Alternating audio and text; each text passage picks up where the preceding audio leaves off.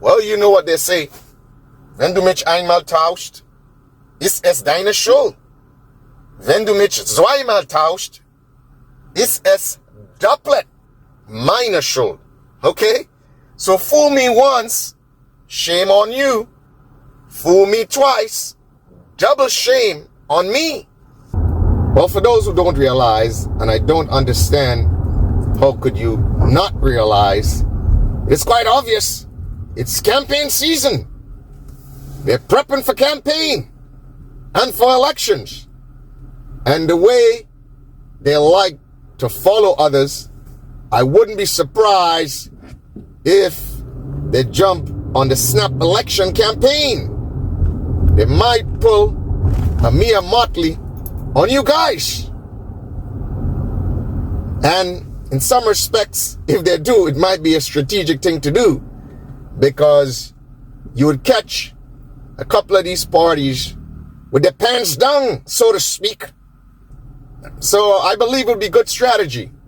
Why give especially the new parties time to gain traction when you can call a snap election early and sour their progress? It's a pretty good strategy. So if I were these new parties, guess what? I would have made sure that I am vigilant and I'm out there campaigning already.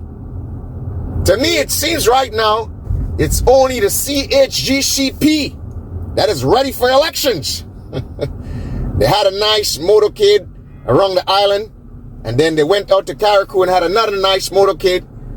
So the CHGCP is not playing around. They are not playing around. Looks like they're ready to take this fight to all the other parties in the next election. Kudos to them. And of course, I have to say, my brother in the DPM is very active, which he should be. He's trying to promote his party from a grassroots, ground-up level, which is a good thing. So the question is, are you guys going to allow charlatans and snake oil salesmen to bamboozle you again? I'm at the stage where I look at candidates by constituency. I don't look at parties anymore. I look at candidates by constituency. And in truth and in fact, that is what you vote for when you go to the polls. You don't vote for prime minister. You vote for MPs by constituency. I want you to understand that. So I'm at that stage. I'm looking at MPs. If you did good as an MP in your constituency, then I like you.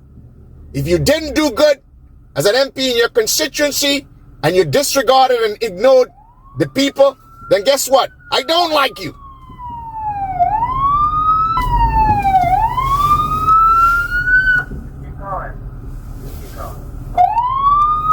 So it's going to be pretty interesting, because this election is going to be serious business.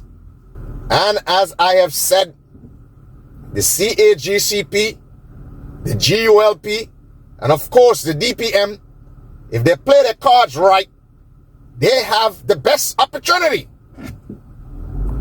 Especially, I believe, the DPM.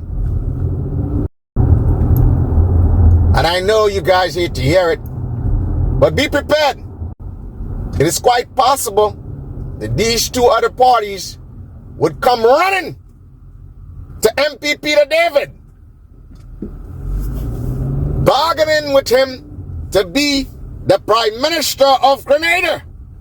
The gentleman has shown that he has the ability to work with center-left parties and center-right parties. So that says to me, he has the ability to seek the interests of all Grenadians. Like everyone else, the gentleman is not perfect. But I think, in all practicality, he has certain abilities and has shown and demonstrated that he genuinely cares about all the citizens of Grenada. Now I know you guys like to give this man a lot of flack. But as I have said, he who is without sin cast the first stone. If you look at the sins committed by some of the others who are casting stones, guess what? They have been vicious in their actions to secure power. For example, look at the charlatans that parachuted into a prepared, organized party like the NDC. They didn't build anything. They were talking about nation builders. But these nation builders didn't have the guts to build anything. And of course, we know what transpired with the inception of the NNP party. So, in politics, none of these guys can cast any stone against the leader of the DPM.